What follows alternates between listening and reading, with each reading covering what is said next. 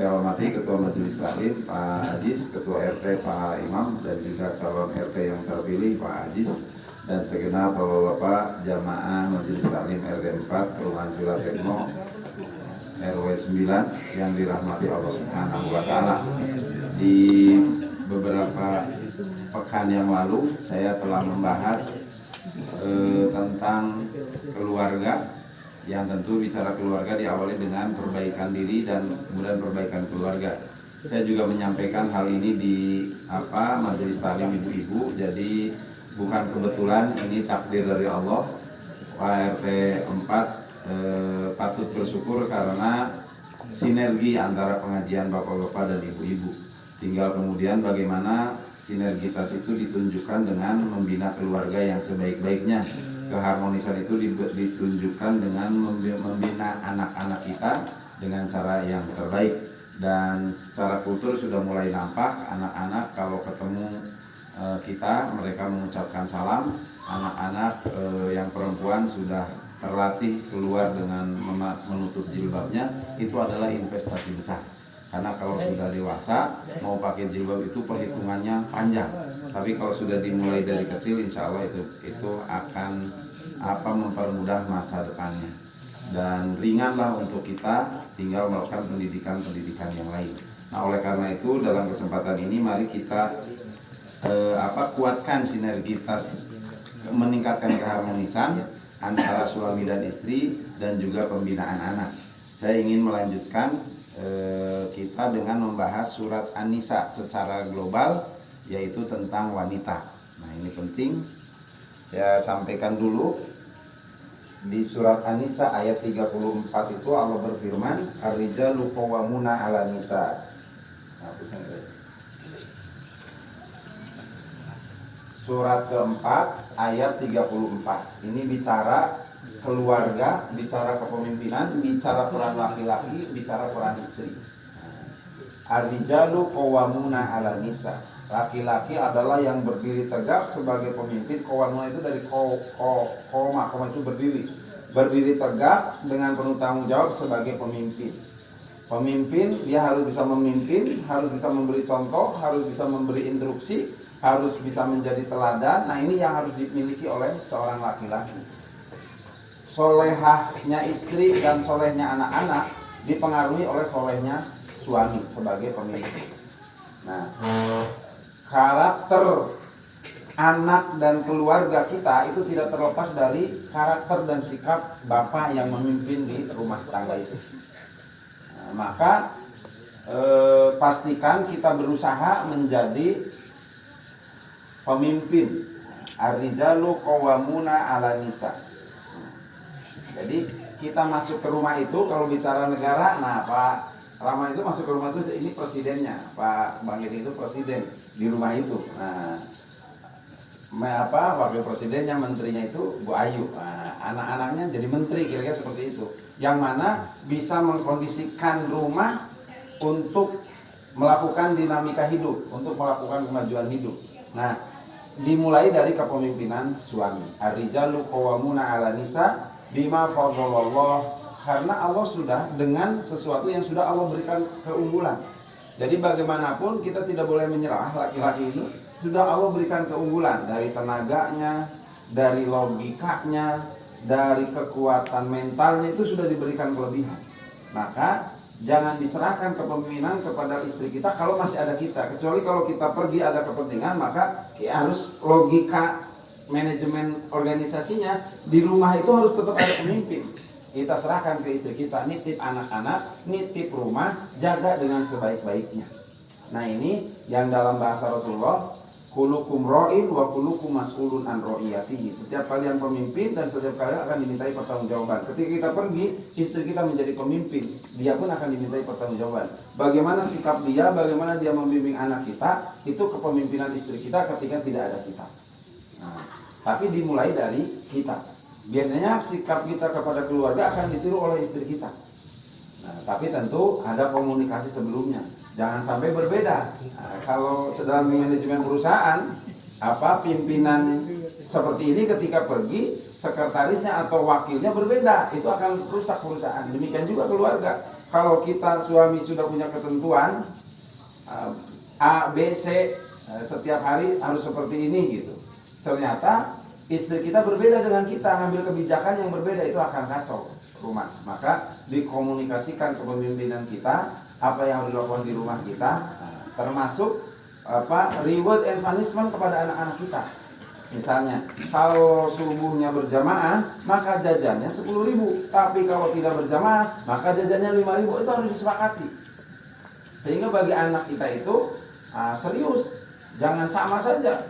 Sholat subuh telat dengan sholat subuh berjamaah misalnya sama saja dalam hal rewardnya. Misalnya. Itu akan berbeda kalau ada kesepakatan itu. Tapi kalau tidak ada, ya nggak masalah. Yang penting ketika ada kesepakatan berkaitan dengan anak, itu harus sepakat juga dengan istri, sehingga kebijakan pemimpin utama kita nanti diteruskan oleh istri kita kalau kita lagi keluar rumah. Nah, itu ar-rijalu qawwamuna sampai seperti itu. Termasuk kepemimpinan adalah teladan, kepemimpinan adalah sejalan antara hati, kata dan perbuatan. Nah, itu harus ditunjukkan oleh suami. Nah, kalau itu kita lakukan, maka berikutnya Allah jamin akan menghadirkan istri yang sholihah, yang qanitat, dan yang hafizah. Sholihat itu baik. Baik itu segala halnya, dipandang enak gitu. Qanitat itu taat kepada Allah, taat kepada Rasul, taat kepada kita. Nah, kalau hafizat itu menjaga diri. Ketika tidak ada kita, menjaga diri karena dia merasa dipantau oleh Allah.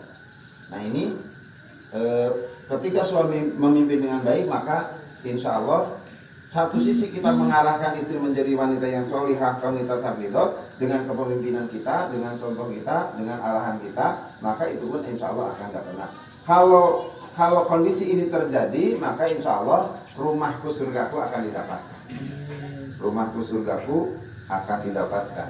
Nah, bagaimana untuk menuju rumahku surgaku? Ini saya ulang kembali. Di ayat 19-nya, surat An-Nisa ayat 19-nya, itu langkah pertama adalah wa'ashiruhunna bil ma'ruf. Pergauli istri, di situ istri-istri kalian, karena kita diizinkan sampai 4, 2, 3, 4, maka wa'ashiruhunna gitu. Tapi kalau satu saja belum sukses, jangan dulu mikir nambah. Nah, pastikan dulu satu sukses. Kalau satu sudah menggauli dengan sebaik-baiknya sampai istri pertama itu bisa ngizinin, itu bagus Pak Haryadi. Pak, banyak perempuan tuh gitu, jangan cuma satu dong gitu, itu udah hebat itu. Wa'ashiruhunna, pergauli mereka. Kan saya pernah ditanya sama Pak Subhan, kenapa Pak pakai mereka gitu?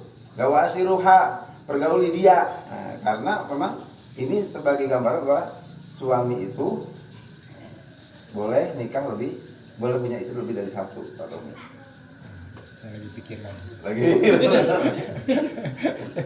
Pergauli dengan ma'ruf. Nih menarik nih Pak kata-katanya, ma'ruf. Ma'ruf itu dari ain rofa. Arofa itu ngerti, mendalam, bijaksana. Jadi pergauli istri kalian dengan pengetahuan, dengan perasaan hati, dan dengan penuh kebijaksanaan. Kalau diterjemahkan lengkapnya.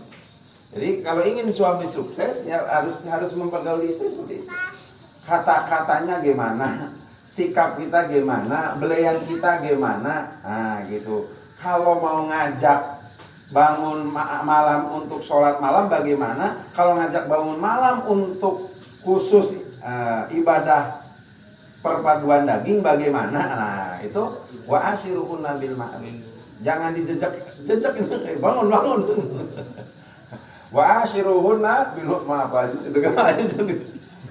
Wa'ashiruhunna bil ma'ruf. Jadi itu pergauli mereka dengan baik. Nah, di ayat lain saya kembali ke surat Al-Baqarah.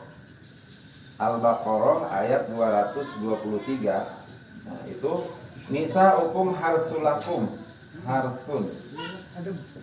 Istri ibarat ladang. Nah, pernah saya sampaikan.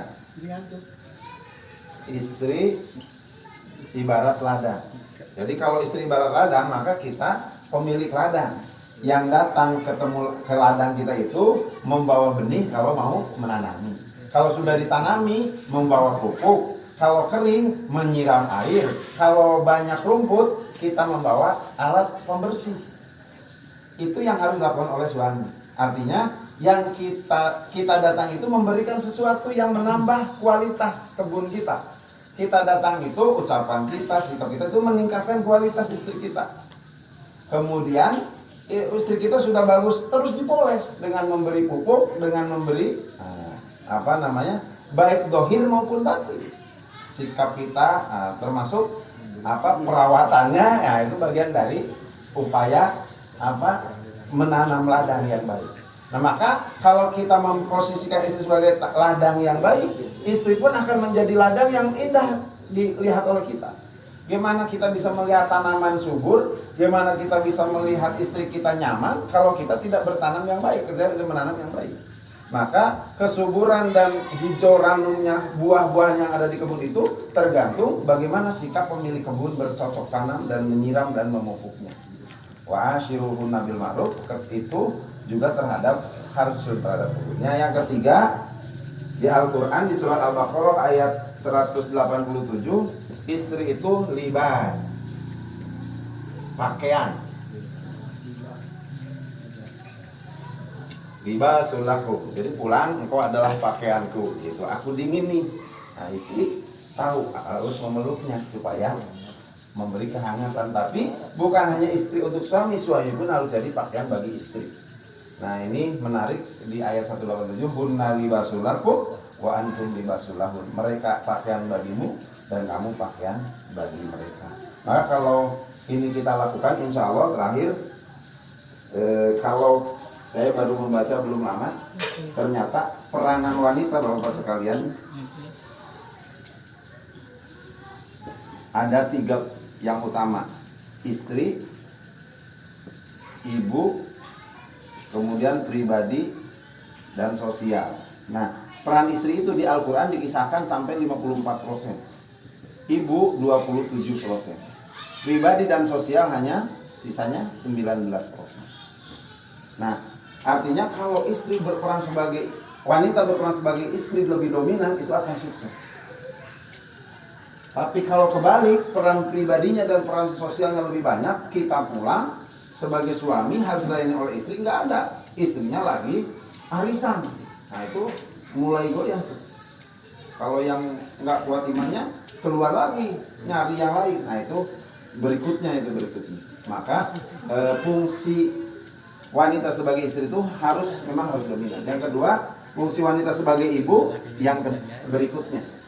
Nah, kalau istri itu kaitannya dengan suami, kalau ibu kaitannya dengan anak. Bicara pribadi adalah dan sosial adalah kaitannya dengan masyarakat. Jadi boleh bekerja di luar, tapi dalam rangka membantu suami karena dia sebagai istri. Sehingga fungsi utama istrinya tidak boleh ditinggalkan.